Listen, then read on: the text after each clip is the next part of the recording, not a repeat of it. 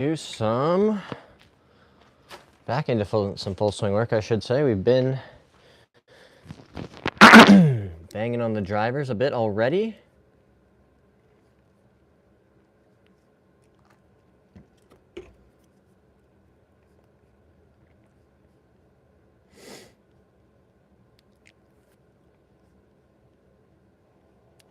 Check, check, check the mic. Check, check, check the mic. All right, that's good. We're gonna just check, check the mic. All right, that's good. We're just gonna echo for a second. Okay, cool, cool, cool.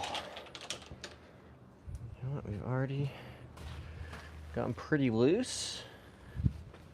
Start working on the driver again.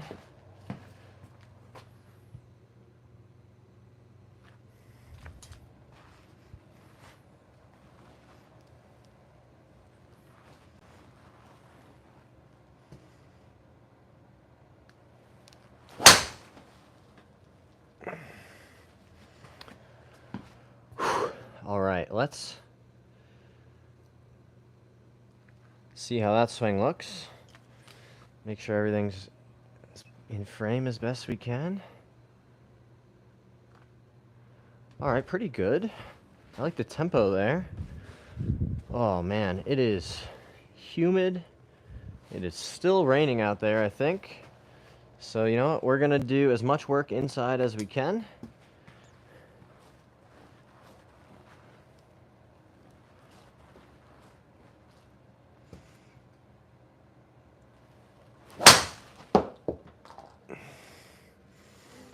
That felt like a pretty good one.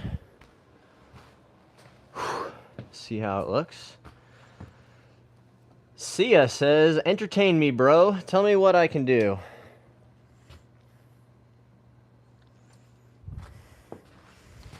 What do we usually do on the stream? We answer golf questions, work on our own game, try to help people get a little better, share some knowledge.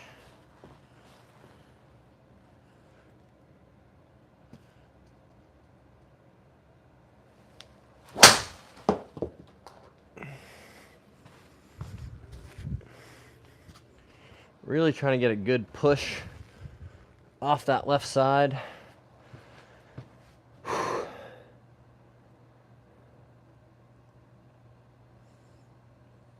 Yeah, pretty good.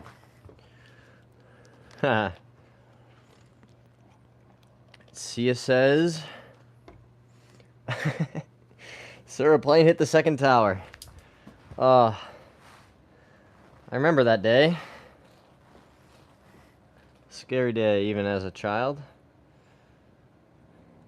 You know what's even crazier is once you know, a little more time goes by and then you start working and stuff and you meet people who are like, yeah, I don't remember 9/11 because I wasn't born yet. And you're like, oh man, I'm getting old.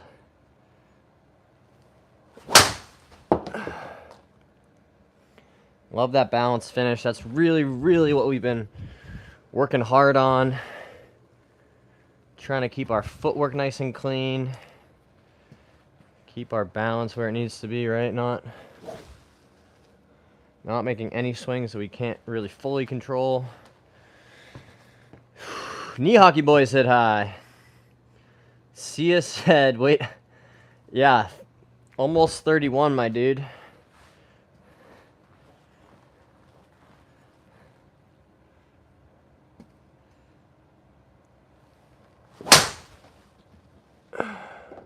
See, I love just being able to hold that finish. Stand, you know, hang out in that position as long as necessary. Just trying to keep everything where it needs to be. What's up, Knee Hockey Boys? Welcome to the stream, guys. We're just getting started. We're going to be hitting some balls, working on our swing, answering some questions, all that good stuff.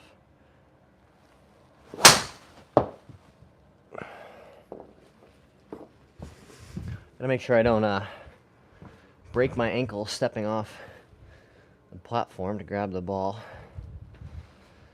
that would make it much more difficult to play golf with only one intact ankle. Trying to feel almost like there's a pause at the top here, guys. Really working on that change of direction, being nice and slow. Almost trying to feel like a Cam Young or a...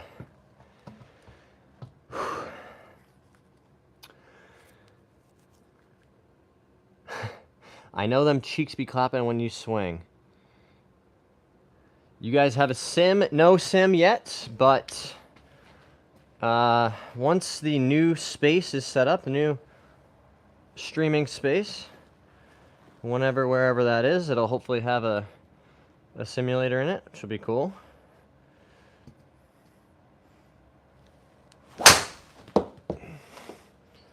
But just hitting balls into the net for now, which I do think has been really helpful in developing my swing and, you know, being able to work on stuff without having to worry about, you know, adjusting to a target or manipulating things that way. Right? It's much easier to focus on the, you know, the technique side of things and having the opportunity to really slow your swing down because you can hit, you know, pretty much unlimited balls out here, right? So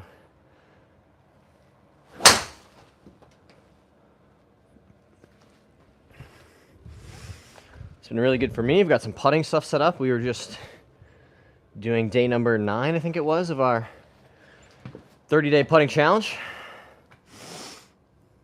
Believe it or not, it's more helpful without the sim. I believe that, yeah. I believe that. Because I think with the sim, right, you can get stuck on, like, you know, mechanical stuff, numbers, right? Whereas with no feedback here other than the golf ball, right, and my interaction with the turf, not so much with the driver, but, right, you really can focus on, like I was saying, the mechanical stuff, right? Whether, you know, technique.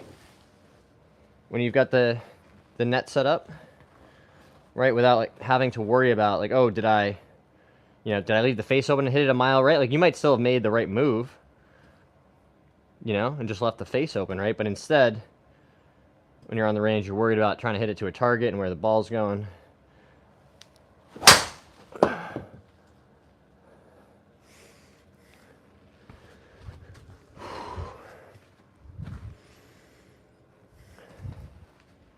Got some exciting golf coming up. We've got playing in a member guest with somebody at a pretty cool course. So we're hoping to be able to bring some content from that event to you guys.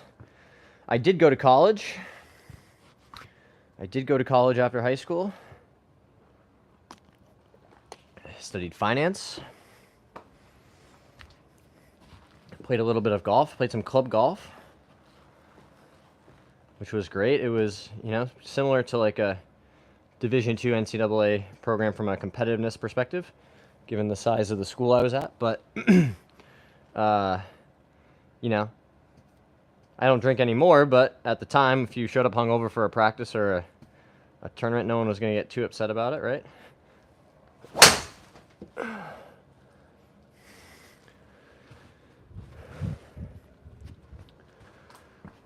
Driver swing's feeling pretty good. We've made a lot of progress trying to keep that backswing nice and short. Stretch says, that was a hole-in-one. I can feel it. I totally agree with you. I'll hit another one if you want, another hole-in-one, right? Ready? Keep your eyes peeled. You don't want to miss it, right? Boom, hole-in-one, another one. Isn't that crazy how we can do that on command? Right into the net. Boom. Daniel Weaver said hi. Hey, Daniel. Thanks for checking out the stream. If you guys have any, you know, questions of your own or things you're working on in your game, drop them in the chat. We'll see if we can work them out together. The feel that I've been working on, right, other than, you know, trying to feel like it's almost a 3/4 backswing, trying to feel almost like this club is a rope with a hammer on the end, right? And I'm trying to really store up that energy so then, you know, kind of whip it back into the ball. So that's the feel that we've been working on.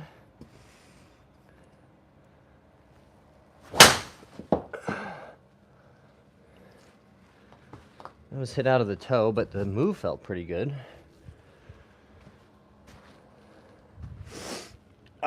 Anybody playing golf this weekend? I'm playing tomorrow. Got a nice 18-hole round at a private club coming up tomorrow. Daniel says, I was streaming a couple days ago. Oh, very cool. Well, thanks for checking out another stream. You know, us small content guys, we gotta stick together.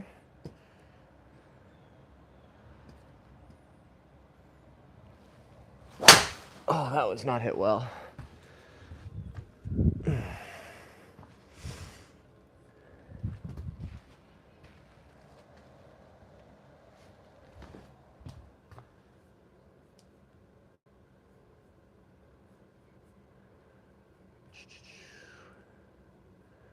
How far do you drive? Well, my top ball speed so far on TrackMan this year is 172. But on the golf course, I would guess it's probably more in like the mid to high 160s. So, I don't know, something like 280 in the air, typically. Not very fast, to be honest. You know, pretty average, in my opinion, for my skill level. That was hit good.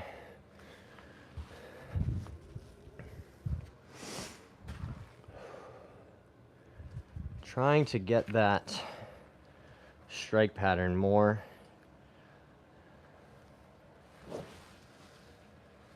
towards the center. The misses have been really out of the heel. So trying to pay attention to that. Yeah, that was another nice one. Can't wait to hit off some grass tomorrow at a nice facility. We're gonna get there early. We're gonna hit some putts, hit some range balls. Thomas said, struggling with contact and a slice, any recommendations? Sure. So for contact, right, I would kind of separate those. You want to separate contact and direction. Optimistic, which official rules do you ignore as golfers during non-competitive rounds? That's a great question. Like divots. I don't really hit out of divots unless it's a tournament. You know, pick up your 2 and 3 footers. Somebody gives it to you. All right, so if you're struggling with a slice, right, like I said, let's separate these two things. If you want to work on contact, the best drill you can do is just truly set up like you're going to hit a normal ball and then swing it about 50%, right? You make a little half swing, even with driver, right? And all you're going to practice is hitting the center of the club face, right? Boom, center of the face. And that's your contact drill. You can do that, you know, with an 8-iron, with a driver, whatever club it is, right? And you got to practice, you know, hitting that very, very small target that is the sweet spot, right? And the best way to learn that is to slow your swing down. Make it smaller. Give yourself, you know, a small and a manageable task, right? All we're trying to do is hit the center of the face. Boom. And just teach yourself contact that way, right? Which will also help you learn, you know, in your swing how you keep the face square, right? But here's a great drill if you're struggling with a slice. Hey, Adventure Brothers is in here. I see you, Adventure Brothers. What's up, my dude? All right, so if you're struggling with a slice and you're, you know, coming over the top and across it, right, and the face is open, put a head cover down just outside and behind your golf ball. And this is going to impede your path to the ball if you do make that steep swing, right, where the club gets going this way, right, and it's steepening.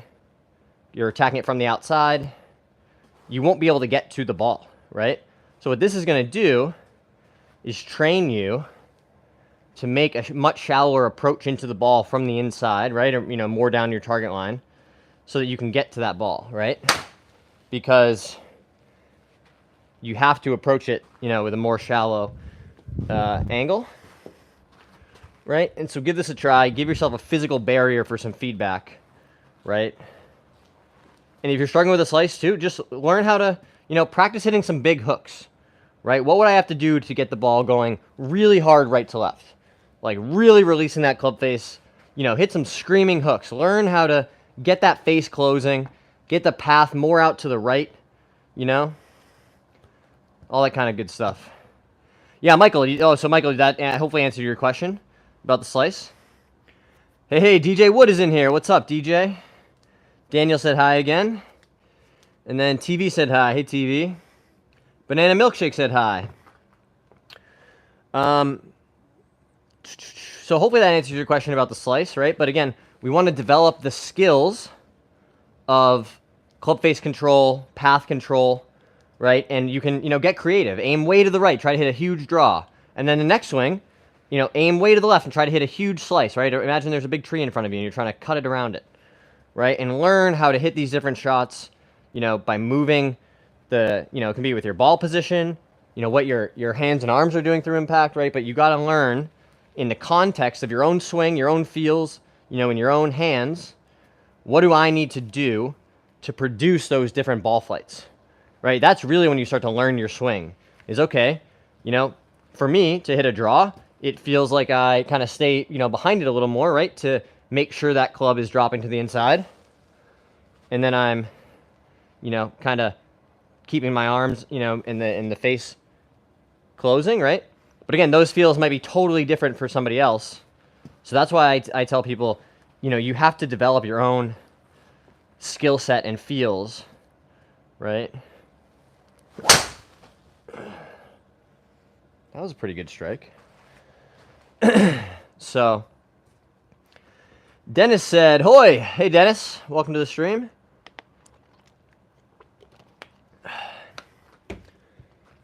Joe says, "How far do you hit your driver?" Like we said, on the golf course, probably 280 in the air. Like mid 160s ball speed. The highest I've seen on TrackMan this year is 172 ball speed. So again, fairly average for someone with a handicap close to 0.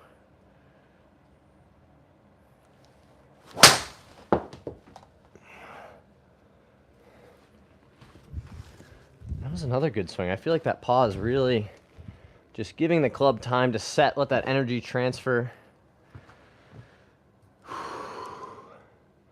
Let's see how this swing looks. And I haven't fully figured out the angle. Maybe we can make this better somehow. Lil Shep said, "I'm a lefty." Jacob said, "What's your handicap?" Usually between +1 and 1. What grips do you have? Is it worth getting middies? I think so. I switched from standard to mid-size this year, and I'll probably go to jumbo next year. These are just regular Tor Velvets with the logo down, mid-size. And I did the 1+1 grip, tape, right? So this bottom hand is a slightly more built up. There's less taper in these grips than there might be otherwise, which I like. So that's what we've got on this end. And like I said, I probably will try some, maybe another couple wraps, like a mid-size with 3 wraps or something like that. Because even these now, right, feel like I wish they were another size bigger.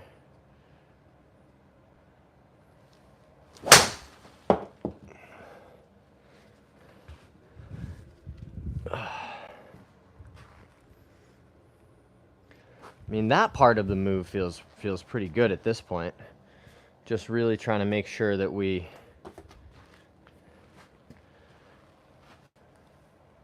let the club settle at the top.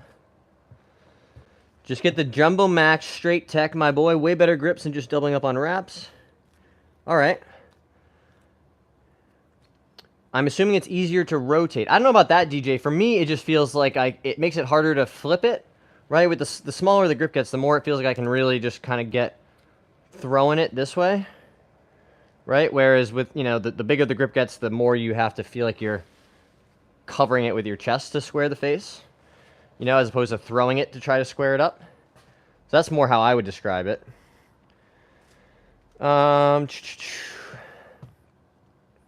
What's your best advice on hitting a 3-wood? Good question. So my best advice on hitting the 3-wood is mostly hit it off the tee, right? You know, unless you practice a lot and you have enough speed to launch, you know, a 15-degree 3-wood up into the air off the deck, you know, maybe play it mostly off the tee. But if you are hitting it off the deck, you want to get better at that shot, the best thing I would suggest to you is don't be afraid to hit down on it a little bit, right? This club does have loft on it. It'll help get that ball up in the air, right? But after that, I think it's mostly about making a smooth and balanced swing, right? You know, an extra 5 or 10 yards is going to be less important with a 3-wood off the deck than striking it solidly and out of the center of the face, right? So really focus on keeping everything nice and stable here, right? And then it's just a nice balanced, you know, hold your finish, smooth type of strike, hitting these long woods off the deck.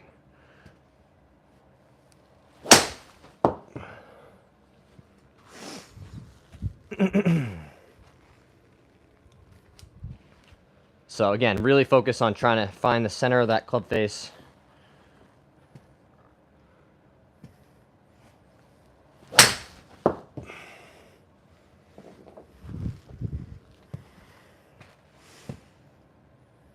And just keep it smooth, like I said. Just nice and... Right, I'd rather you swing it at 90% and hit it out of the center, you know, than start hitting heel and toe balls all over the place because you're trying to rip it, right?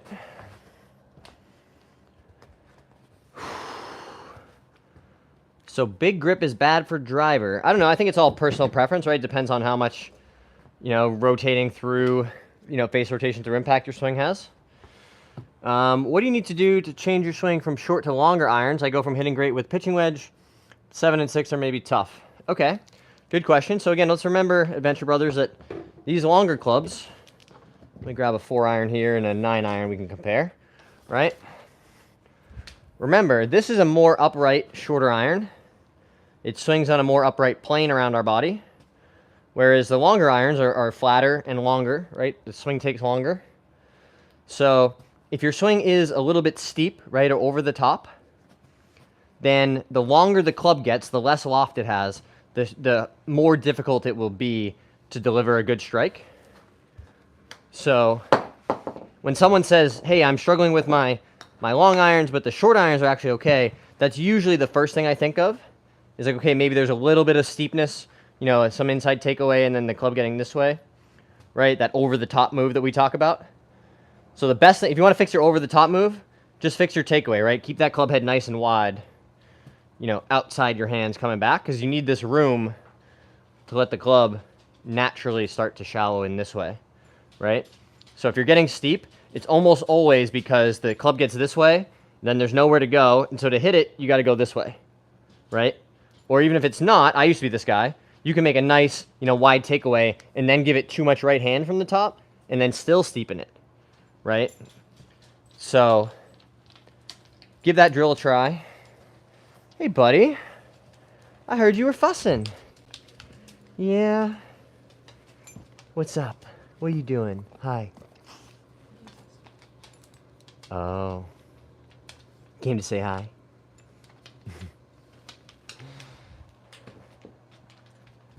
Well, careful the driver, buddy. Let's stay over here. Let's stay over here, please.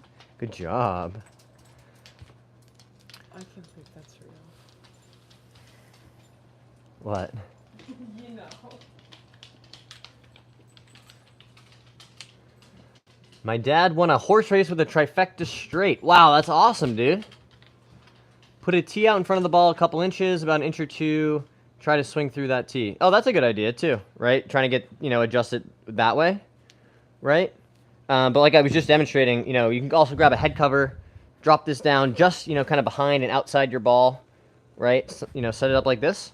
And if you do make that steep swing, right, where you get this way, you're going to be blocked. Your path to the ball will be physically blocked by that head cover, right? It's the same idea if you were struggling with a hook on the other side and you were trying to get the path more to the left, right? If you were 2 from the inside, this way.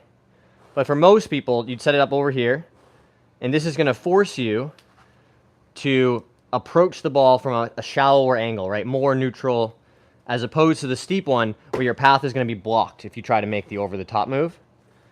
So this is a great drill if you want to learn how to put your slice to bed. Right.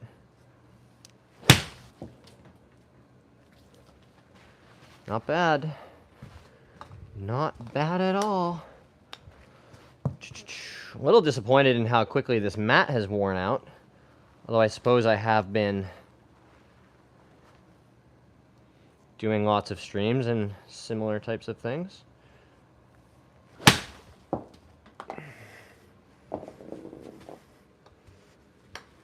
Oh!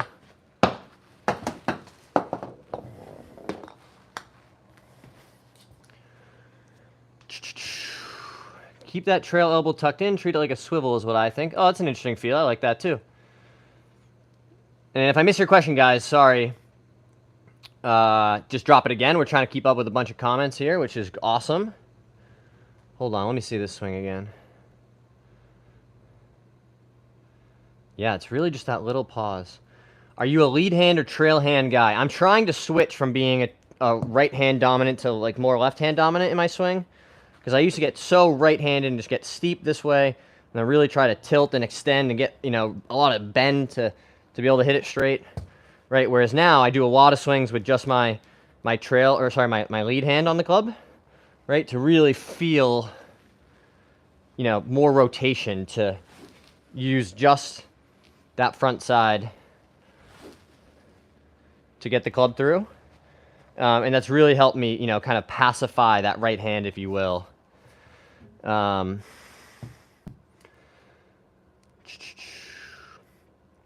I'm glad you give that a try, Scott. What if I keep my right arm bent at impact because it's too close to my body? My swing is not steep, a little bit shallow. But I top the ball because of my right arm being bent at impact. Well, the right arm has to be bent at impact, right? Because you need a little bit of, you know, this way, right? We need that elbow kind of in, you know, tucking into our side here in the downswing, right? So at impact, I would imagine there is some bend in your right arm, right? Most players have some. But if you're topping the ball, right, that's more a function of, you know, we know that the low point has just gotten too far in front of the ball, right?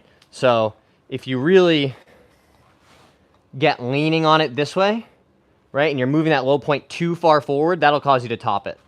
So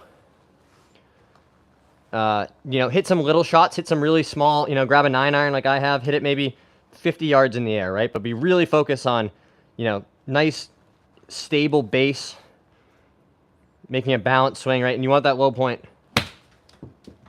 just a tiny bit more forward than where you started, right? But don't overdo it like you are to get it going so far forward that you're going to top it, right? We want to make these little swings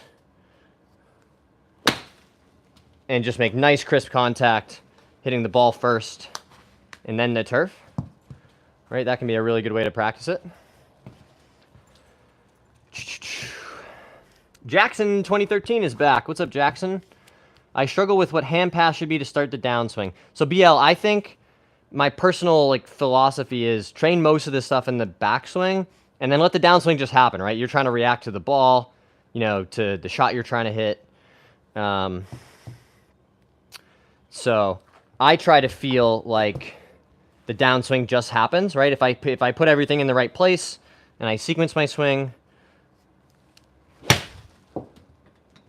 it just kind of happens, right? If you need, you know, if a feel on the downswing is helpful, then if nothing else, I would try to feel like, you know, your hands are on a track, right? And you send them up and then they come back down on that same track, right? You don't want them going this way or too far this way in the downswing, right?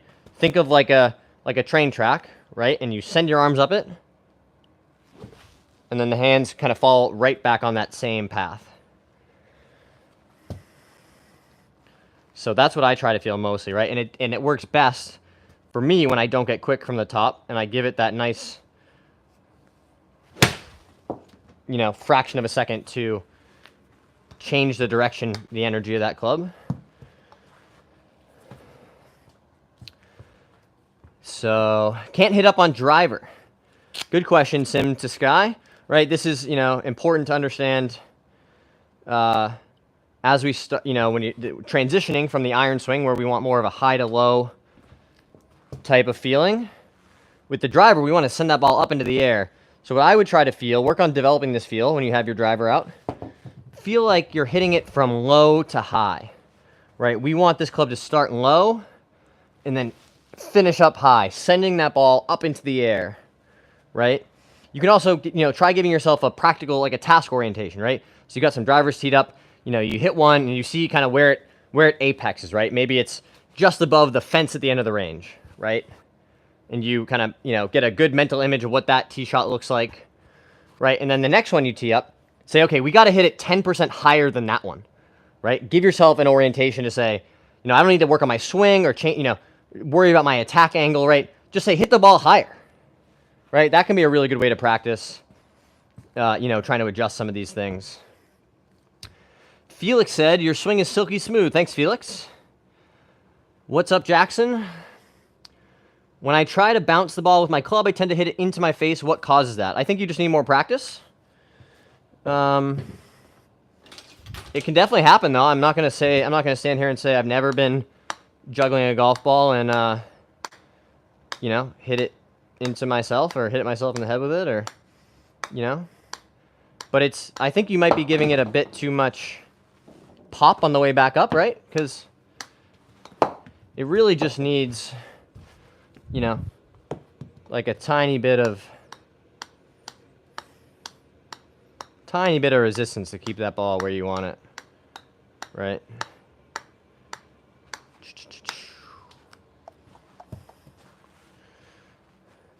But yeah, too much pop on the way back into it can, you know, give it a little too much speed, right? So otherwise, you're gonna have to just practice, I think. BL says, I like that analogy. Thanks, you're welcome. If you guys are enjoying the stream like BL and you want to subscribe for more, get the notifications when we do these live streams, and support the, you know, the shorts and the videos, that sort of stuff. Oh my goodness, there's another puppy. There's another puppy. Hello. Hello. Hi. Hi. Hi. You being silly? Oh. The best. Dogs are the best. They really are. Better than people most of the time, in my experience. Struggling with ball height with the driver. Yeah, so tilting the shoulders setup can help if you're trying to hit up on it more, right? Getting this right shoulder higher, you know, to try to accentuate that upward strike on it. But a good place to start, right, when if you're teeing up the driver, is you want to try to see about half the ball. Again, this is just a starting point, you know, learn. Come for the golf, stay for the dogs. Yeah, I agree. Again, you know, learn what works best for you and your swing. It might be a little higher, a little lower, but a good place to start is something like this, right, where about half of that golf ball is teed up above the crown of the driver here, right? So you can see that. Some sort of tee like this, right? When your driver's on the ground just behind the ball, you know, maybe about half, 40% of that ball is above the crown of that driver, right? We want to have enough room to really have that upward angle of attack onto it. Hey, Fox FMX said hi. Max and Hubbard said what's up. What's up, guys? Welcome back to the stream. My finish feels like a hold off, afraid to release because of history of flipping, thinking the solve could be a better delivery position. And then Odoyan said, my daughter started playing golf this month. What should I start practicing with? So if you're a beginner, this is, you know, not just for juniors but anybody who's a beginner, right? My best piece of advice, the thing I tell everybody, is work backwards from impact. You got to learn what a compressed solid strike feels like, you know, where you have some amount of descending angle into the ball and you're hitting the ball first and then the turf, right? So what I would suggest doing, you know, again, true for juniors, for beginner players, even if you're, you know, you could be 65 years old, right? This is going to be true for everybody who plays golf. The 2 feet behind the ball and, you know, a little bit after, but mostly coming into impact, right? That's the most important. So to train that, I do this myself a bunch, right? I have a 9-iron here in my hand, and if I was on a range, I might try to hit it 30 or 40 yards, right? Maybe 50 yards at the most. And I'm just gonna make a really little swing like that, right? But practicing hitting the center of the face, feeling that nice strike down into the ball. And we should also see the ball fly pretty straight towards our target, right? If we deliver a good strike. And making the swing smaller and slower allows us to develop that muscle memory of, okay, here's what my body needs to do to deliver that nice, clean, compressed strike on the ball, right? And once you feel like you can do that, 9 out of 10 times, 10 out of 10 times, then you start to add some speed to it, right? And make the swing bigger. But I really think a lot of beginners, they struggle to progress, or their progress is slower than it could be, because you watch golf on TV and you see these big, long, beautiful swings, right, where everything's happening up here, and they, just have these gorgeous moves, right? And so you get on the range and you try to make this big, long swing, and you're like, well, I can't get the ball in the air. I can't find the center of the face. Those are different skills, and you need to develop them differently, right? So just learning how to hit some little 50-yard shots, right? I think a lot of people would be better served, hitting a whole bunch of range balls with just chippy little swings, right? Oh. So that would be my best piece of advice. Derek said hi. Jack B said hi. Jack, this is a 9-iron I was hitting, trying to hit those like 40, 50-yard shots. All right, so Isaac, I want to come back to your question. So you definitely, if you do train, like I was just suggesting, right, train that impact position. A great drill that I do a bunch is presetting that impact, right? So if this is my setup position, my impact position looks something like this, right? My hips are open to the target. The shaft is leaning towards the target, towards where I want to hit it, right? And I can practice getting into this impact position and then making a small swing from there. And pay attention to how, priming your body to move in that way will really allow you to get where you want to be. And you're going to say, oh, that feels different. That feels, like I don't need to flip it to get the face square, right? Because what you want to ultimately get to is a point where you can release the club some, right? Without overdoing it and getting it this way, right? So yeah, it's, whatever that feel is for you in your swing, get into that impact position and train that.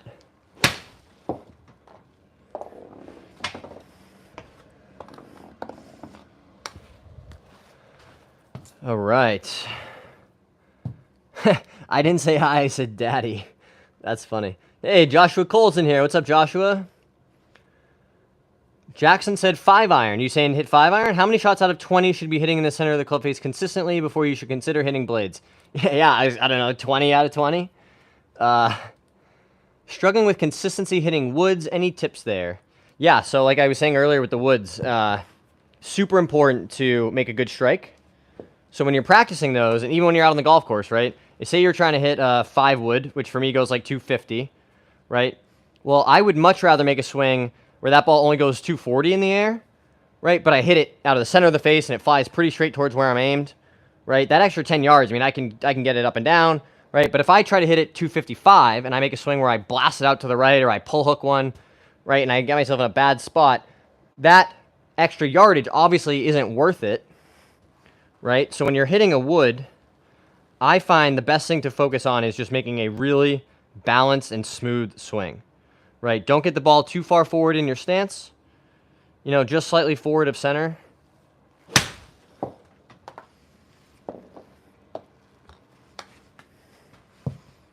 And give that a try when you're practicing. I don't know if anybody's going to be playing blades in like another decade. I think we're just learning golf is hard enough, and these trends around like more hybrids and higher lofted woods, fewer irons, and the irons that we do have becoming more forgiving. I personally see that trend continuing because like why make golf harder than it needs to be?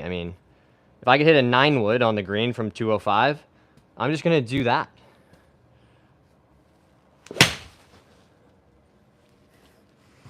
I've already got the 7 wood, so maybe, whoop, harder to scoop it and juggle with a 4 iron, guys.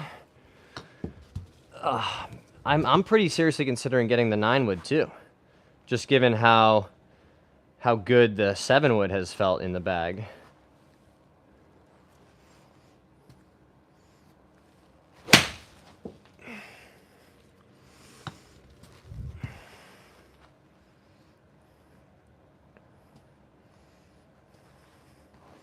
Especially for, you know, more beginners or players that haven't developed their swing speed as much yet. Right? You know, something with some forgiveness and the ability to launch the ball up in the air is going to be way, way easier than some sort of long iron. Between +1 and 1 most of the time. To answer your question, Jack. How do you hit a 50% swing? Do you bring your club all the way up on your backswing, or do you just bring it up 50%? Good question, Guitar. So these are, your question is, when we're trying to adjust distance, right, do we alter the speed of the swing or the length of the swing, right? So your question is like, you know, say I wanted to hit, this 9 iron usually goes 150 yards, 155, right? Let's say I wanted to hit it 140. Your question is, would I still make a full swing and try to slow it down some? Right? Or would I make the backswing shorter and apply the same amount of speed? And there isn't a right answer, but what I would say is that in my experience, it's pretty universal among good players that they are adjusting their speed with the length of the backswing, not by saying, I'm going to try to swing slower or adjust my tempo, right? So, or, you know, there are just easier ways to do it, right? So shortening the length of the backswing with different checkpoints. So my checkpoint for a half swing is feeling my hands get to about my waist, right? So for me, a 50-yard shot with a 60, you know, is a half swing with a 60 degree, right? And I can replicate that half swing pretty readily, right? You know, and then you also start to develop, like, I have a 3/4 shot feel, and I know how far my wedges go with that 3/4 swing, and that's a little bit longer, right? You know, almost like to shoulder height with the hands. But my tempo, the speed, you know, the force that I'm feeling like I'm applying through the shot doesn't really change all that much, right? I'm just shortening up the swing. And then additionally from there, right? So if I want to hit 140 yards, I could make that same swing and choke down on the club some, right? By making the club shorter, it will produce less speed and thus less distance, right?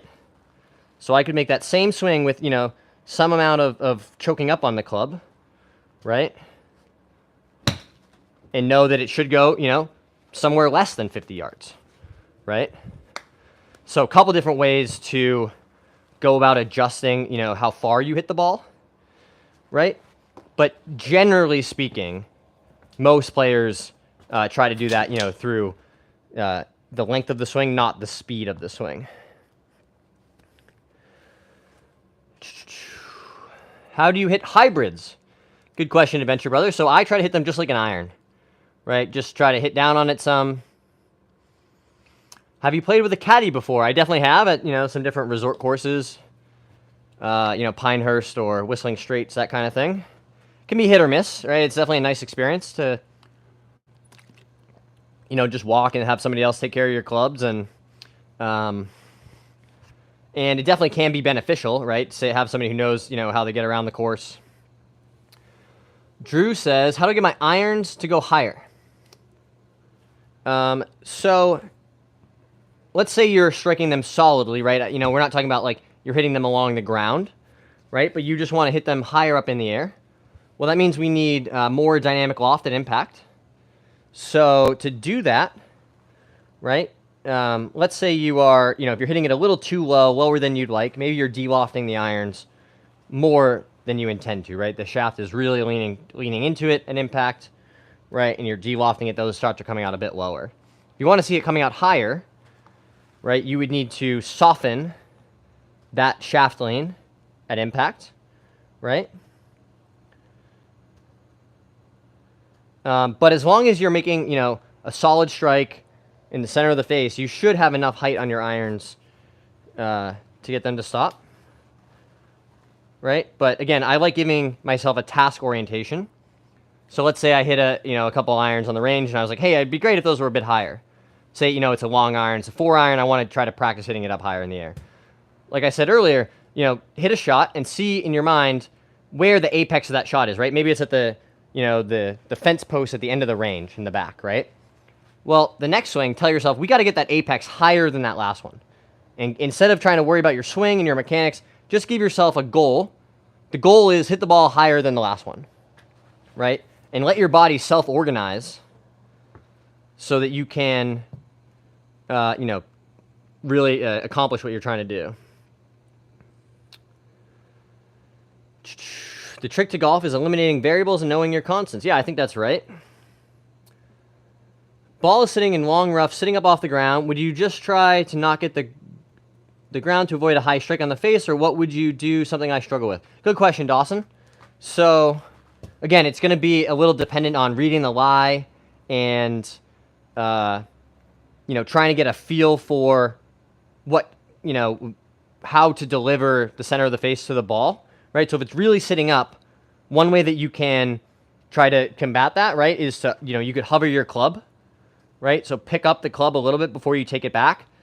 So you're telling yourself, like, hey, we don't need to, be, like, we don't need to make a normal swing where we would kind of be super compressed, hitting down onto it, because that ball is sitting up really high, right? Almost like it's on a tee. So what you're trying to do is just shallow that out so you can still find the center of the face, right? Because to your point, if you make, a swing as if that ball was sitting on the ground, right, not up off, being held up by the grass, right, you might hit it too high on the face. It's going to, not go far enough. We're not going to get the carry out of it that we need. Any drills for getting the body turning on downswing? I seem to get stuck before impact. Good question, JG. And hey, Doug, welcome to the stream, Doug. Right? Okay, so if we need to get our body rotating more, the best way to do that is to slow everything down. You guys are going to hear me say this a bunch, right?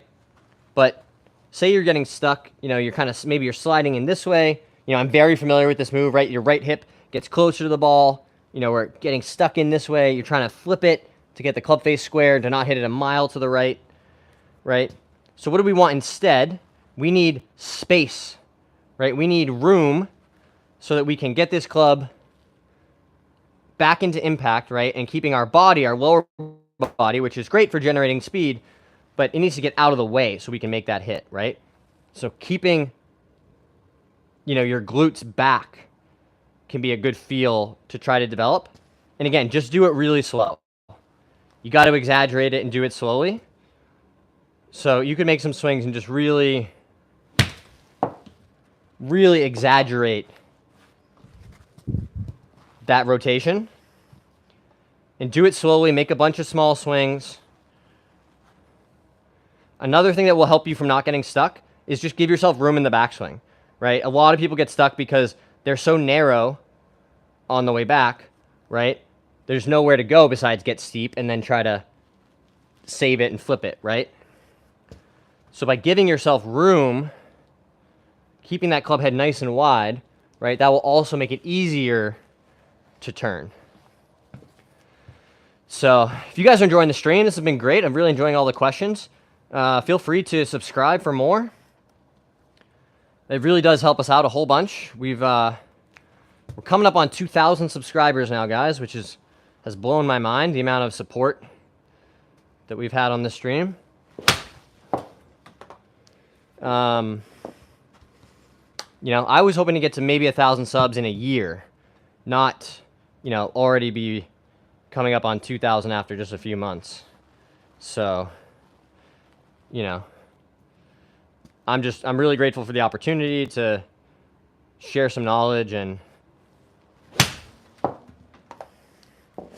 work on my own game at the same time. And the engagement's been awesome, right? Whether it's questions on the live streams or positive comments on the shorts and the videos, the community here has been really, really cool. I've really, enjoyed learning how to make content, how to record myself.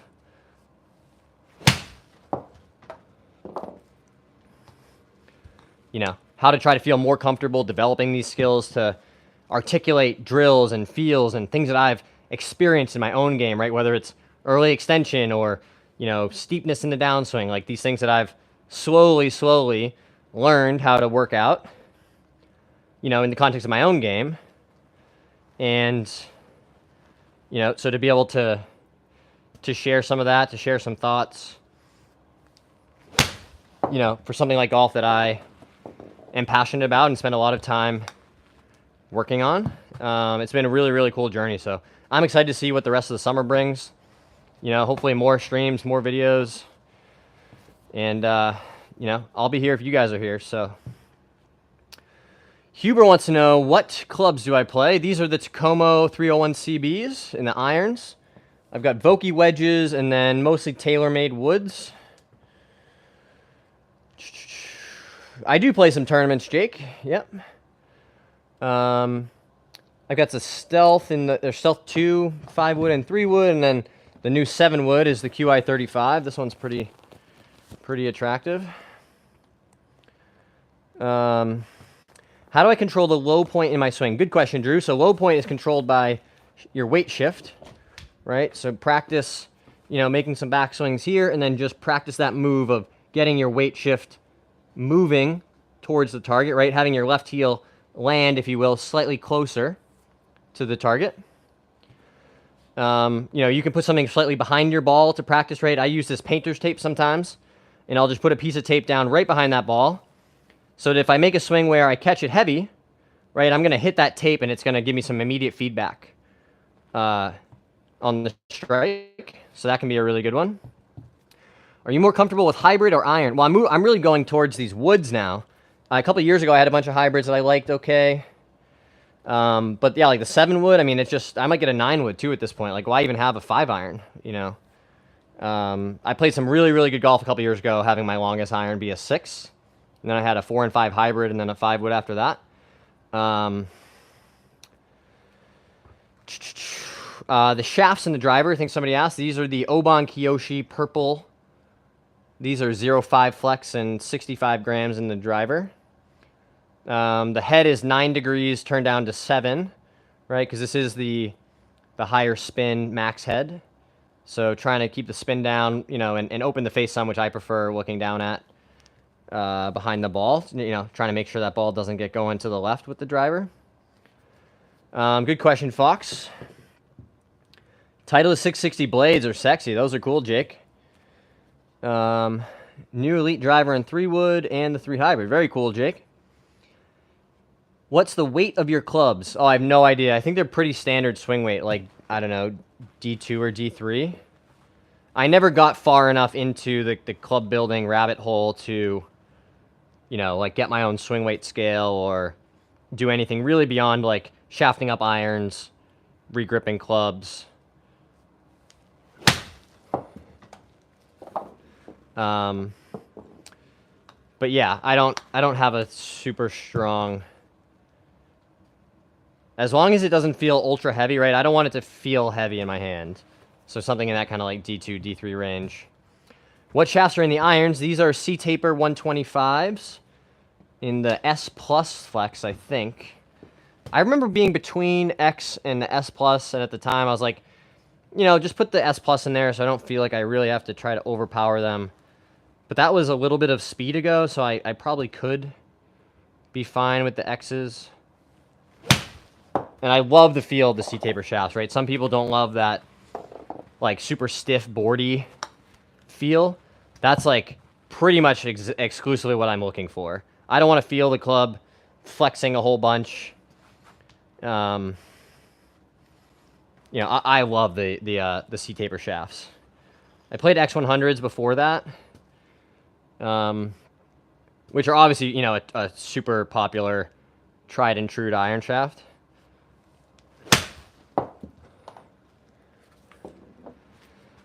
But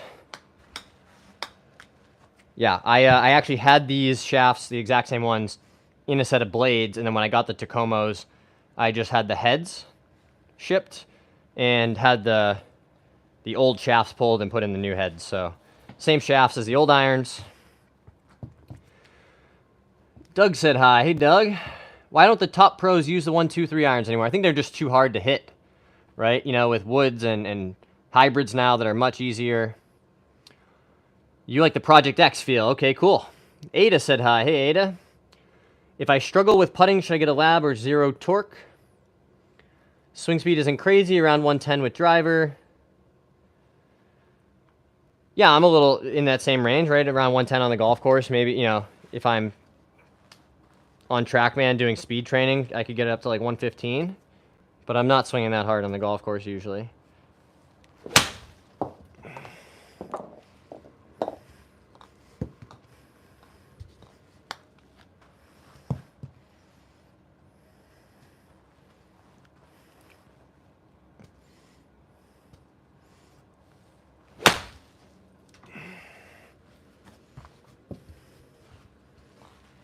Ah! Almost missed that one. So yeah, I'm playing an awesome Donald Ross course tomorrow called Vesper Country Club.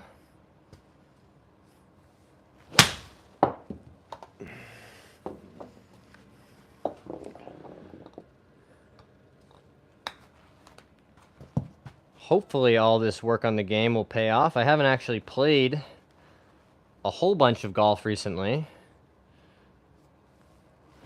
Combination of the weather, whole bunch of stuff going on personally, which all good stuff mostly, but just stuff that, you know, makes it tougher to get out on the course. I think putting is so personal, Dusty. I think just try out a bunch of different ones. I feel like I'm twisting my hands towards each other before takeaway. Is that a proper move? Yeah, well, I don't know if I would describe it that way, but yes, you want to feel like that club head is taking away nice and wide, right? If I were to reach out for it, I can't get to it. If you make an inside takeaway, something like this, right? See how easy it is for me to touch that club head? We want this club swing on a wide arc, right? So what that means is in the takeaway, we want, if this club face had eyes on it, we want those eyes watching the golf ball, right? So I see that feeling, right, that you're describing of the hands, you know, turning into each other, right? That could be a good way to feel keeping that club face square, right? Because we're swinging this club on an arc, and we want that face square to that arc, you know, for as much as possible.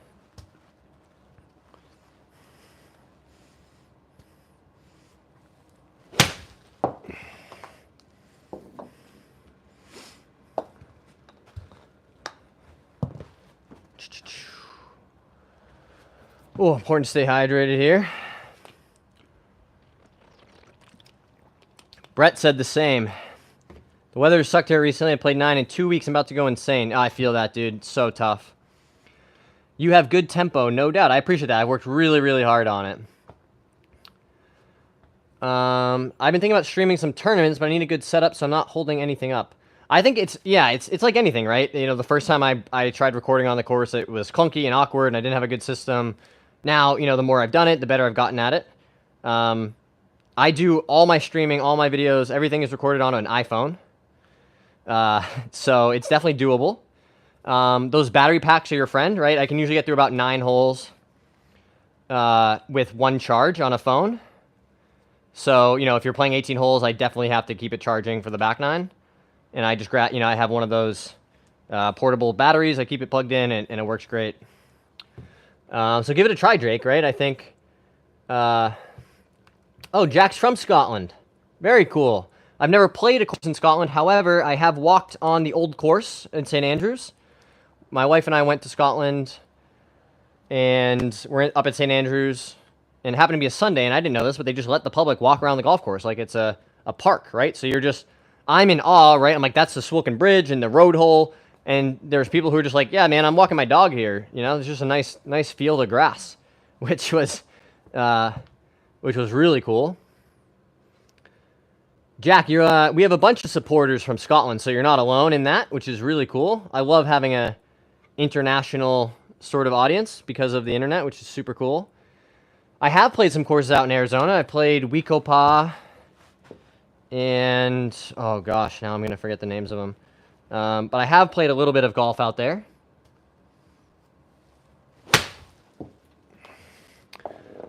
Certainly could play more, right? You know, I'd love to play TPC and, you know, True North I've heard is really good. So there's definitely some good golf out there. Just the heat is brutal this time of year, I imagine. Brett says, recently got the new Mizuno driver, crushed it yesterday. 2 weeks of bad weather. Yeah, it's the worst, right? I hate, especially for us, we've had pretty good weather during the week.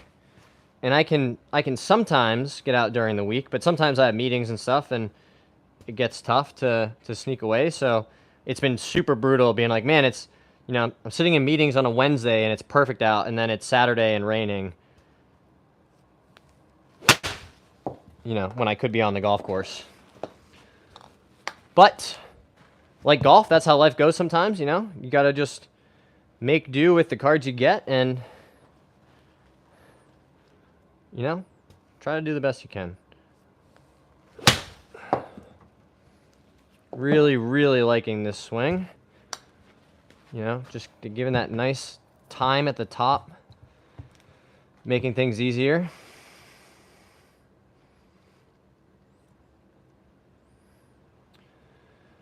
Jake, oh, you don't have to. I've had a bad back for a really long time. It's only been the last few years that I've got it kind of sorted out, and it's not, you know, materially impacting how much golf I can play or how I play when I am playing. So I hear you. The backs are tough. St. Andrews is hallowed ground. Yeah, I agree. Allison Thompson said hi. Hey, Allison. Dave said, are you a teaching pro? I'm not a teaching pro. I'm just a guy who's obsessed with golf and taught myself to get, you know, kind of decent at it. And I, you know, somewhat recently had a career change where I went from working a whole bunch and sitting in front of a computer all the time to having a lot more flexibility, and kind of coincided nicely with starting the channel. So I'm really optimistic about playing more. I've definitely practiced more since starting the channel, right? Sharing a whole bunch of stuff with you guys. So I'm really optimistic about playing better golf. You know, my goals are pretty optimistic. I want to get to, I think I said plus 2.5 by the end of the year. My lowest handicap ever is like plus 1.4, I think. 1.2 maybe, something in there. So it would be a pretty, you know, dramatic improvement. But like I said, it's also coincided with having a lot more time to play and practice. And so we'll see. We'll see where it goes. Jack said, keep up the good work, mate. Thanks very much, Jack. I appreciate all your support. If you're enjoying the stream like Jack and you want to support us by subscribing, that would be awesome. Coming up on 2,000 subscribers in a hurry. What did Mike say? Mike said, I recommend joining a league. This motivated me to get better, and now I'm crushing my opponents with an 18 handicap. Awesome.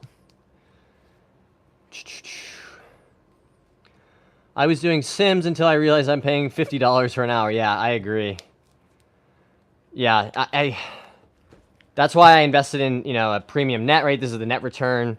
Because I was the same way, and I want to find a way to get a launch monitor set up to have something, but even just being able to hit balls in here all the time has been really awesome.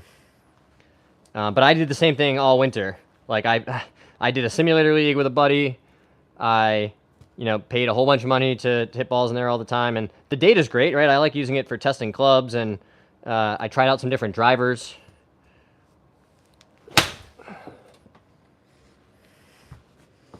You know, to get some launch numbers and spin stuff. But to just go and hit balls, I mean, that's what, like probably 4 buckets of balls you could hit for 1 hour. Mike made 2 net eagles last Monday. All right, Mike, it sounds like your cap is going down. Oh, that's awesome, Jake. That's my dream setup, right? Is to have, we almost bought a house that had this huge garage with like 20-foot ceilings, and I was so stoked to put a massive sim setup in there. But there were some physical issues with the house, so I'm actually, glad it worked out the way it did, but that space was going to be pretty cool. Bring me down, no shame in that. Yeah, right? I never understood when people are like, I want to keep my handicap high. It's like, you want to play bad golf? Like, I don't really get that. I want my handicap to be as low as possible. I know exactly where my strokes lost are. Yeah, I'm with you there, Jake. Mine's pretty much all on the putting green. Like, I'll hit 15, 16 greens sometimes with 37 putts. You're just turning good rounds into not good rounds by, 3-putting from 30 feet all the time. Oh, that wasn't the most balanced strike. I was looking at, I don't use it anymore, but I used Arccos for a while. And one of my better rounds from a couple years ago was a 68. I was 5 under on 18. I bogeyed 18, which was a par 5, so I was silly. But, a really solid 4 under par round. And I still, even shooting 4 under par, had negative strokes gained putting. So that is very indicative of my game, right? I usually, drive it pretty well, hit a bunch of greens, and then struggle to get the ball in the hole. But if you guys have been following the channel, you'll know that we've been doing our 50 putts a day on the Pels Tutor and posting those results. And just trying to really feel like we're committed to that aspect of the game, on the short putts. And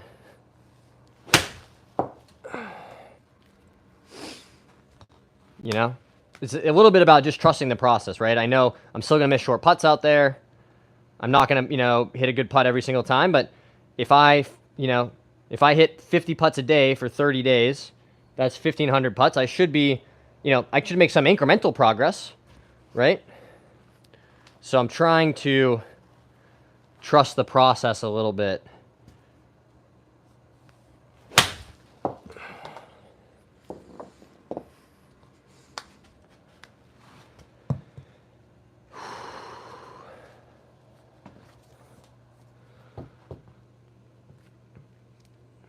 How do you track your strokes gained?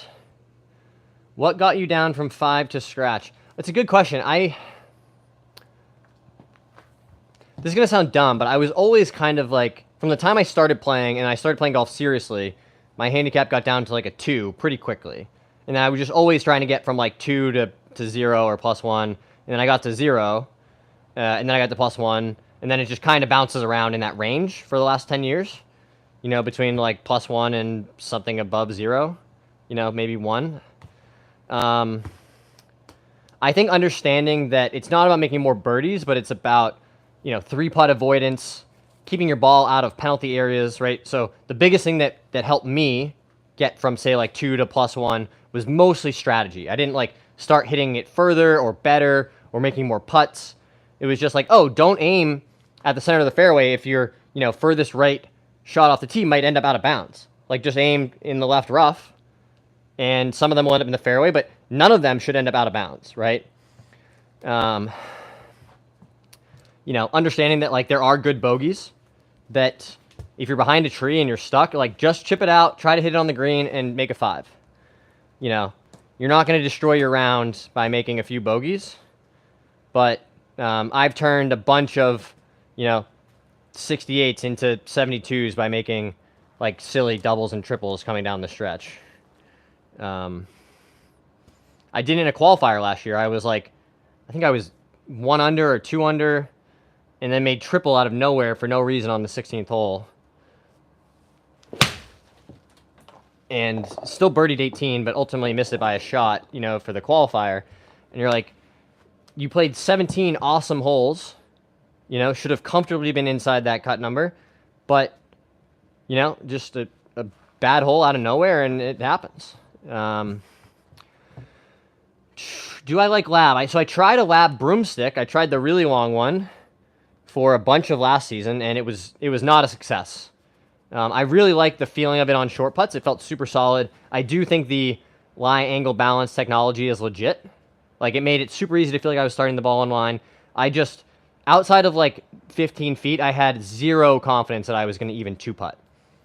Like, the speed control was something I really, really struggled with. So I would like to try a shorter version of a lab, but I just haven't gotten to it. I think putting is so personal, though. I think this is probably a trend, and I mean, maybe it's fundamentally better, right? Like, we look back at, you know, persimmon woods, and you're like, well, nobody uses those anymore. It's not like it's a personal preference. We just use metal drivers because they're better. Maybe that will be the same with lie angle balance putters versus, you know, traditional ones. I don't know. But I think anything to make putting easier is worth exploring.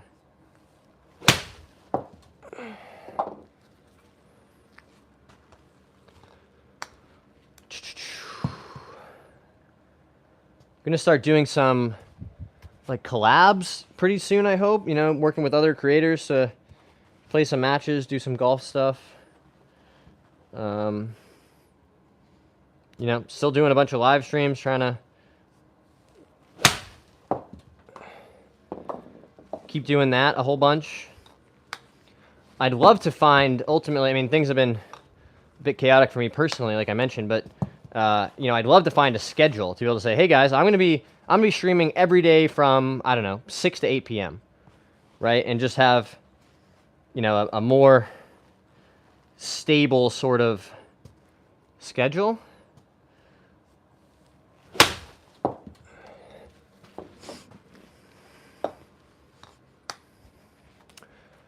But I think we're doing pretty well. We're having a good time with it for the time being.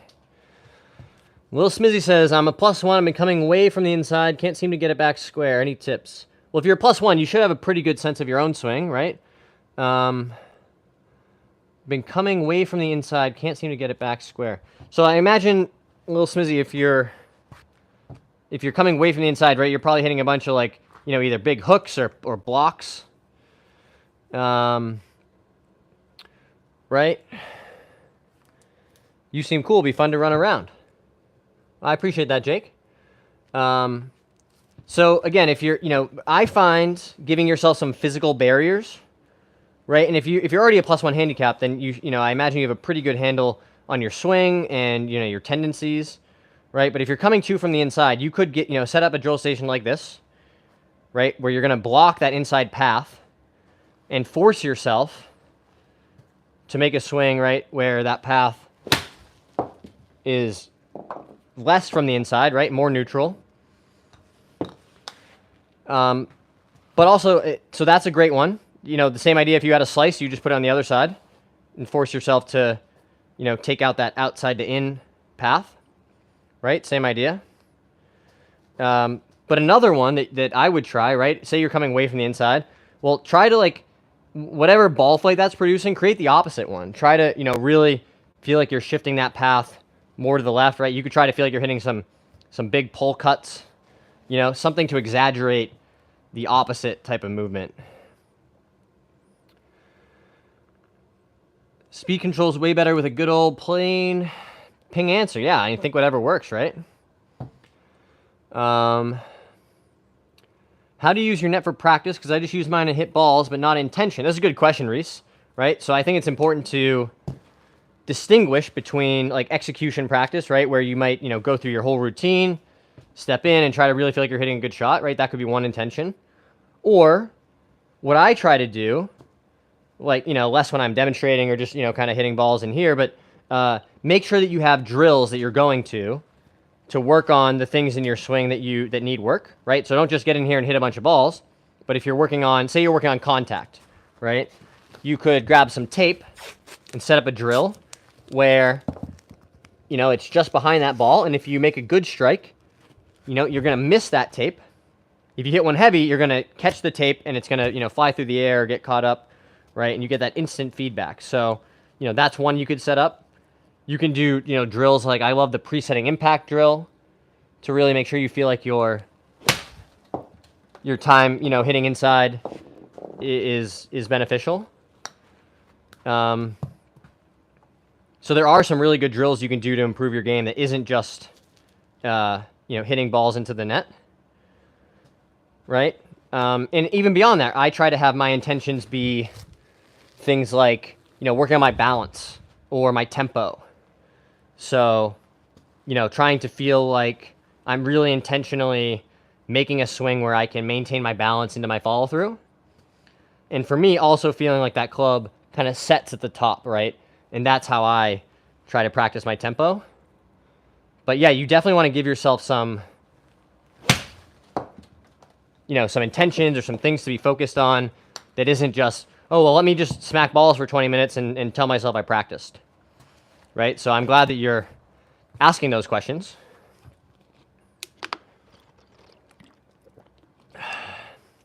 We do play tournaments, Liam. Do you hit your 4-wood off of the fairway? I have a 5-wood that I hit off the fairway. I don't hit the 3-wood off the fairway, unless I really, really needed to. How would you slow down your swing if your tendency is to get out in front? Good question, Owen. So if you're saying you're getting out in front of it, right, and maybe your body's out racing the arms a little bit, right, is what you're describing. Getting out in front of it, and then the club's kind of behind you. You might be hitting some big blocks, right, out to the right.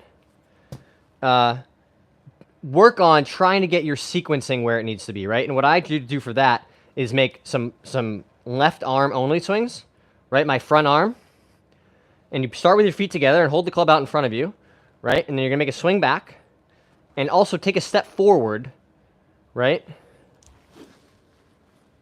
And try to feel that sequencing. When you remove the right hand, it gets a lot more natural to feel like, oh, that's kind of how my body wants to move, right? It would be strange to like early extend or get steep when you do this because your body wouldn't like naturally start getting stuck and moving up into it that way, right? Like that just feels strange. So this can be a really good way to simply try to feel that sequencing. And for you, it will feel like your arms are moving way faster than they were before, right? Because if you're getting out in front of it, when you do this drill, because of the motion, you wouldn't leave the arms behind, right? And go this way. Everything just kind of flows in the sequence that it needs to. So give that a try. Why don't you hit your 3-wood off the fairway? I don't often find myself like 265 or 270 out on a par 5 going for the green, thinking like that's a good idea.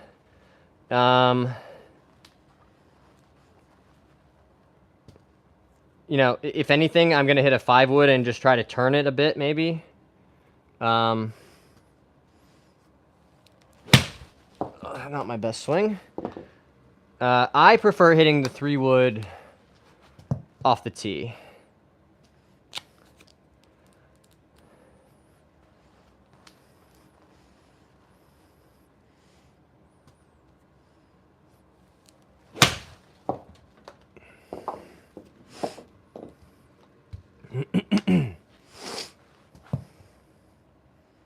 Can be a really good drill, though. Just like hitting driver off the deck is a really good drill, for contact and that sort of stuff.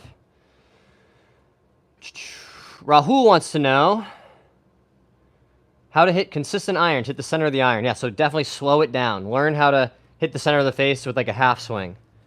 So that's the best drill I always say for contact, right? Make it easier on yourself. Slow it down. And just learn how to hit the center of the face that way.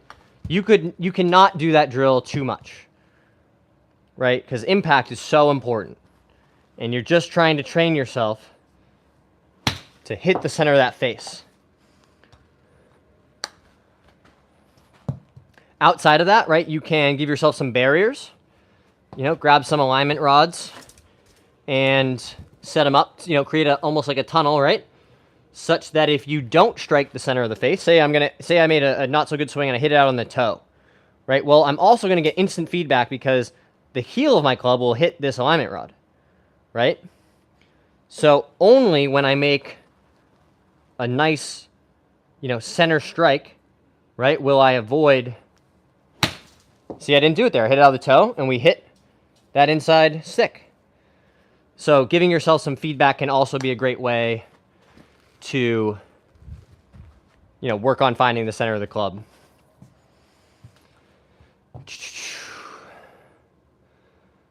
How do I stop slicing drives left as a left-handed player? So whether you're right-handed or left-handed, right? When you're slicing it, it's because the angle into the ball is steep and the face is open. And when I say steep, I mean across the line. So if a right-handed player, from right to left this way. So if you're a left-handed player, right, your slice move is inside this way and then steep this way, right? So you're cutting across it like that. And what you need to do is learn, right? So set up your head cover, outside the ball, just behind it. And this is going to teach you to deliver the club, and I apologize for my awful left-handed swing, but I'm going to try my best to demonstrate, right? You want that club coming more from the inside such that you will miss that head cover. If you make the slice swing, right, where the club gets this way and then over the top, you're going to hit that head cover. Your path to the ball will be blocked, right? So set this up and learn how to hit some shots where you deliver the club more from the inside, and you should see the ball start to straighten out and slice a lot less. So give that a try, Callum. I'll know when I thin it or absolutely chunk it, but when it's that slight chunk or thin, I don't know. Good question, Reese. I think it takes practice. Just trying to learn like the minuscule amount of difference in the feel between, the one where you catch the ball cleanly and the one that's a tiny bit heavy, right? And that's why the tape is a really good drill, because when you make the good strike that you want, right, that tape's not going anywhere. It's behind the ball. There's no reason why my club should be interacting with it at all. So when I hit the ball first and then the turf and the tape stays in place, as long as I didn't thin it, right, which like you said, you'll have the feedback in your hands to know. But it is mostly that kind of false positive one that we're worried about, right? The slight chunk on the mat.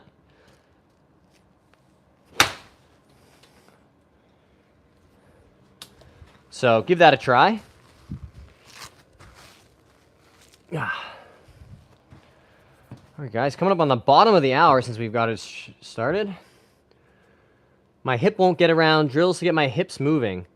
Are you doing stretches? Yeah, great question there, Mike. I think so much of our struggles in getting more rotation are physical limitations, and I say that as someone who I struggled for the longest time. I tried every drill, right? The chair, try to get your left hip out of the way, right? All this stuff, because I watched video, and I could still hit decent shots, but I knew I was really extending, and I was sliding up into it and not rotating my hips, right? My impact position, like my hips looked the same as they were at setup. There was no opening of my hips at all. And I really think that was 98% due to a lack of mobility in my hip and my knee and my ankle. So all winter, from November to March or April, every single day I did some amount of mobility work, stretching and yoga, and really trying to open up the mobility, especially my left hip. And I mean, it's still kind of creaky, right? I can make it do that kind of clicky thing, from years and years of swinging at high speed without a lot of rotation. But spend some time, especially in your lower body, developing that mobility, right? Making sure that you can, your hips and your lower back can support the amount of stress that your golf swing is going to put on it, right? So, some simple drills like this to keep your hip flexors moving, right? You can do some 90-90 type stuff, right? Where you get in like this, and then you would flip, right? And you're trying to create this, mobility in the hips, right? And then stretching out the back this way. So all kinds of stuff you can do to really try to keep those joints as mobile as you can, and it will help your game. I mean, it's you're much better off spending 10 minutes a day stretching than dropping $500 on a new driver, is my personal opinion. So super important to remember that. How to cure a driver slice. We just covered that one. So try to keep, keep that path shallow. Set up your head cover just outside the ball, right? And this is going to teach you, if you make the steep swing where you're going to slice it, you'll hit that head cover. Your path to the ball will be blocked. And if you make a nice shallow approach into it, right, from the inside, you won't hit the head cover. So that's my favorite drill for the slice. Give yourself some feedback and kind of force that path shift in order to get that ball flying more straight. Colts, we just did that. We just did the left-handed slice question. Whoa! 5'1" to 5'10" is a big change. If I was John, I'd ignore the spammers. Thanks, Mike. Yeah, I try my best to keep up, right? And I know people, want their question asked. Any reason your stance is so wide? I think it used to be much narrower. I think it's pretty, at least with my irons, right? It's not much more than shoulder width apart. Maybe it's on the angle of the camera it looks wider. And drivers a bit wider than that. I used to play all my shots like super narrow like this, right? Standing like really on top of it. Feels so strange now.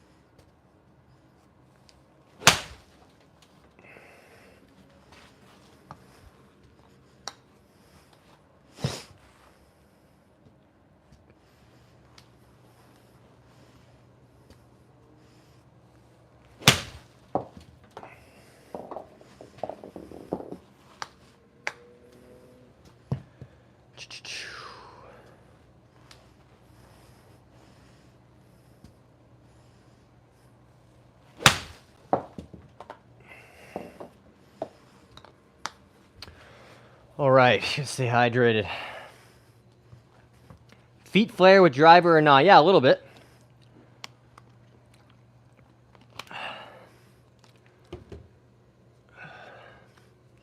Yeah, so if you're hitting a slice, right, if you're really struggling with a slice, the fastest way I can teach you to straighten out the ball, right, is learn how to control the club face and hit some big draws, right? So next time you're practicing on the range, you're struggling with a slice, whether you're left-handed, right-handed, right, set up like you were going to hit a ball right down the center of the fairway or, center field, to use a baseball analogy, right? And then for me as a right-handed player, I'm going to feel like I'm forcing myself to hit it down the left field line, right? Or force yourself, you're going to hit it in that left rough, those left trees, no matter what, right? And you're trying to develop those feels to get that club face more square. Because again, I could give you a drill and you could do the drill and you would slice it less.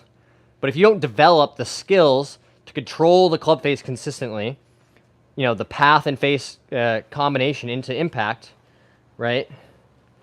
You're just going to be stuck in between, right? So you need to develop, like, how do I hit a draw? How do I hit a fade? How do I control that club face, right? And you don't have to do that at full speed. You can, hit little 100-yard shots with the 9-iron like I have, right? And just say, okay, we're going to hit a big cut. And what does that feel like, right? And then the next swing, say, okay, we're going to aim it way right and hit a big draw. Still only going maybe 100 yards, but, what do I have to do to produce those shots? So I think that's better advice than, here's a drill, do the drill when you slice it, and you'll slice it less.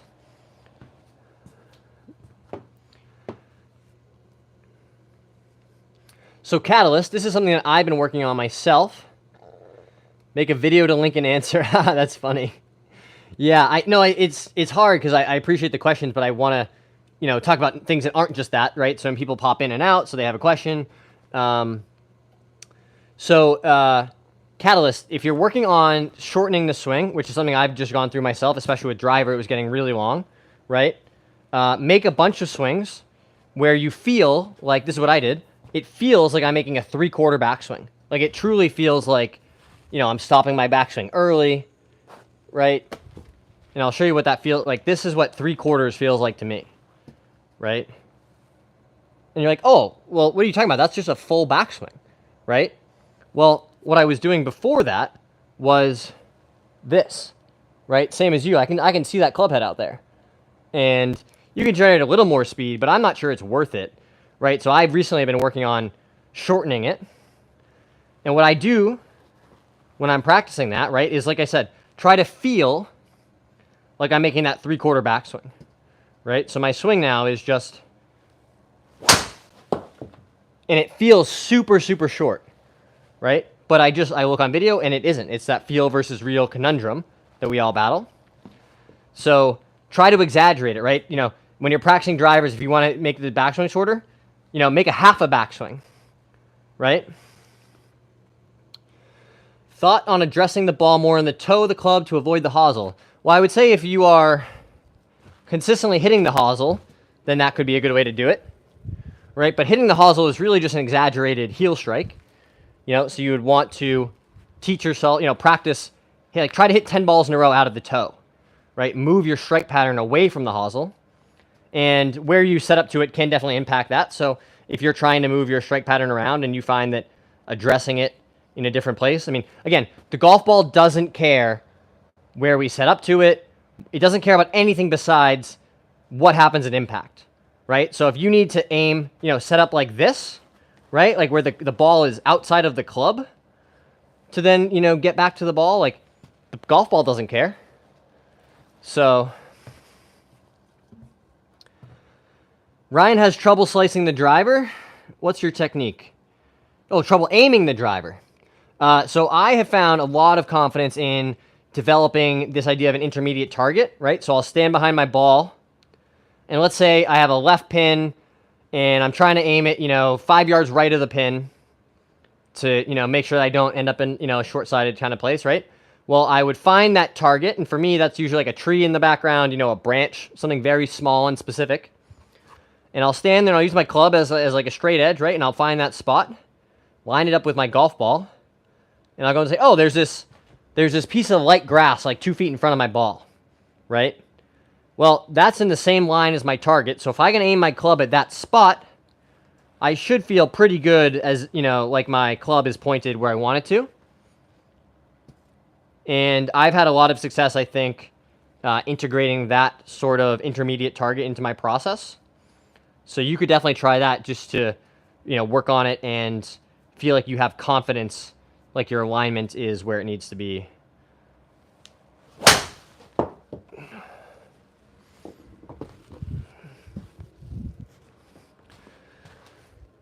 If you guys haven't already subscribed to the channel, it really does help me out, so please consider hitting that little button down there. If you guys are enjoying hanging out and you want to find out when we're doing more of this stuff, that would be awesome. Lions Super Bowl champs from 2026 said hi. I like that shout. The trick is to just love the game. It takes time. Golf is humbling. You can play your best round, totally shit the bed the next day. Yeah, I agree with that, Jake. I think, you know, trying to take it easier on yourself, manage your expectations can definitely help for, you know, better scores. My teaching pro told me to throw the club down rather than drawing the swing path. Can you elaborate the procedure? Well, I think it sounds like what he's trying to help you understand, right, is that coming into impact, that club head needs to be moving faster than our hands, right? So when he's saying throw it, he means, you know, releasing the lag or the angle between our wrist and the shaft, right, to add speed, right, as opposed to if you just turned and dragged the handle, you're not going to deliver nearly as much speed, right? So a lot of people talk about the throw or the release, right, is the release of this angle in my wrist, right, to get that club back to the ball, right? So that's what they're talking about in releasing or throwing the club on the way down. But be careful that you don't exaggerate it and start kind of flipping or, you know, casting the club from the top. Show the towel trick. That makes it so hard to slice. Good point, Jake. First club to buy between a driver and a 5-iron for a high handicapper getting started. I always start with like a 5-wood, right? If you're between driver and a 5-iron, something you could, you know, still hit off the deck somewhat easily. You know, like a nice club to get in play on a shorter hole. That's what I would start. So Jake made a great point, guys. And what do we mean by the towel drill? So this is an awesome drill you can use to try to, I should use a bigger towel, but this is the one I got. Right, you're going to grab a towel, and you're going to tuck it in between your armpits. And this is really going to help develop that feel of helping, you know, like we're staying connected, right? Like we're just swinging this triangle that is our arms and the club, right? Helps us keep the club in front of us.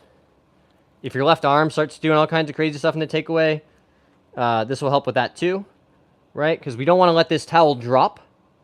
And this feel, right, will really make it harder to slice. Because to Jake's point, if you do get steep and over the top, oh, I've lost the towel, right? I've lost the connection between my arms and my body. So, you know, again, do this not at full speed to start, but grab your towel and tuck it in there, right? And just feel like your swings hold that towel in place, right?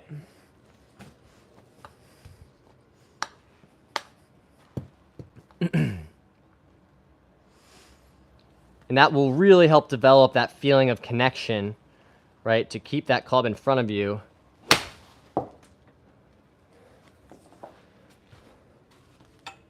So good shout there from Jake.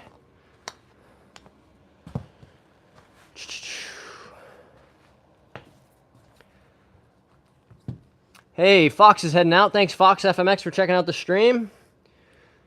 Kakatori says, can you talk about elbow setup? Well, I personally don't think about the elbows all that much, right? But you know, for some people it can be helpful to feel like this right elbow is really kind of tucking into their side in the downswing, right? To keep the hands close to the body, right? But other than that, I don't personally have a ton of like elbow related feels in my swing.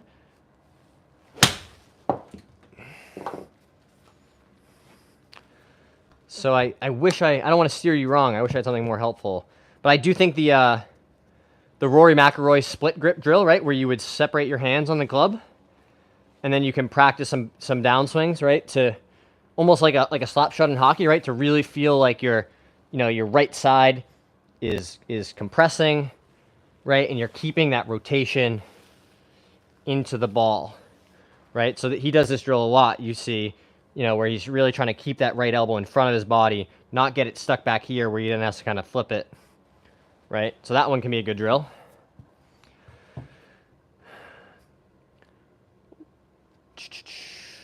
I'm going to practice that. Awesome. I have a hard time extending arms like I'm throwing the club to the target after striking ball. Does that make sense? My hands are close to hips instead of further away.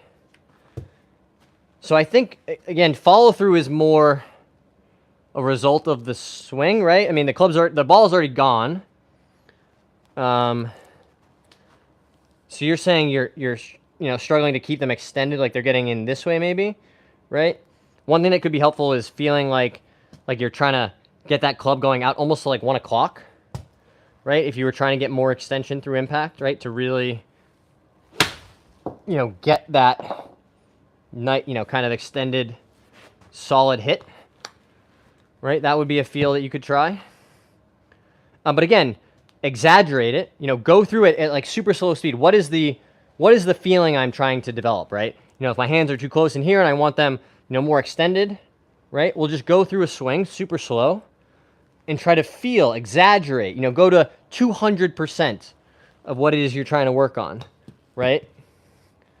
To really develop, change your motor pattern, right? There was a video going around recently of JT, and he was practicing getting his club face more open in the takeaway, right? And he was going like this, like truly like as open as you could get a club to rotate, right? Like taking it all the way to 10 out of 10. And that's how you exaggerate these feels to really incorporate them into your motor pattern.